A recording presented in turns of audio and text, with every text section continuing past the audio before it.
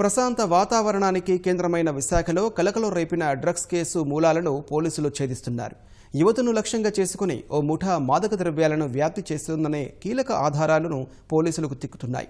మాదక ద్రవ్యాల సరఫరా వ్యవహారంలో కీలక నిందితుడి నుంచి పోలీసులు వాస్తవాలు రాబడుతున్నారు.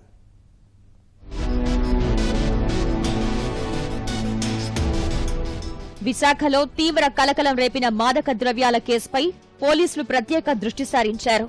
నిందితుల నుంచి పోలీసులు కీలక సమాచారం రాబడుతున్నారు.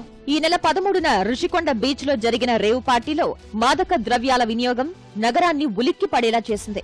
మాదక ద్రవ్యాలు సరఫరా చేసిన సత్యనారాయణ అనే వ్యక్తి సహా నలుగురిని పోలీసులు అరెస్ట్ చేశారు. పోలీసులకు పట్టుబడిన సత్యనారాయణ గోవా నుంచి డ్రగ్స్ తీసుకువచ్చినట్లు వెల్లడించారు.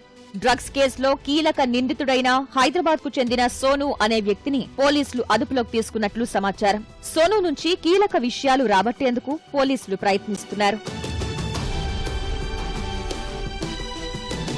ప్రకృతి అందాలతో పాటు ఉన్నత విద్యాసంస్థలకు విశాఖ నిలయం. ఆంధ్ర విశ్వవిద్యాలయం, గీతం డీమ్డ్ వర్సిటీతో పాటు వివిధ జాతీయ స్థాయి విద్యాసంస్థలు కొలువు తీరాయి. అందుకే ఇక్కడ చదువుకునేందుకు యువత ఆసక్తి చూపుతారు.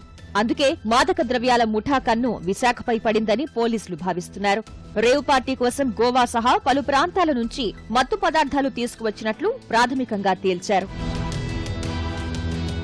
మాదక ద్రవ్యాల వ్యవహారం విశాఖలో ఎప్పటి నుంచి నడుస్తోంది అనే అంశంపై పోలీసులు దర్యాప్తు చేస్తున్నారు. రేవ్ పార్టీ ముఖ్య నిర్వాహకులు ఎవరు, కేవలం గంటల వ్యవధిలోనే ఎక్సైజ్ శాఖ నుంచి అనుమతులు తెచ్చుకునేంత ప్రభావం చూపిన వ్యక్తి ఎవరు అనే అంశాలను పరిశీలిస్తున్నారు. త్వరితగతిన దర్యాప్తు జరుపుతూ భవిష్యత్తులో మళ్లీ ఇలాంటి సమస్య తలెత్తకుండా కఠిన చర్యలు చేపట్టాలని పోలీసులు భావిస్తున్నారు.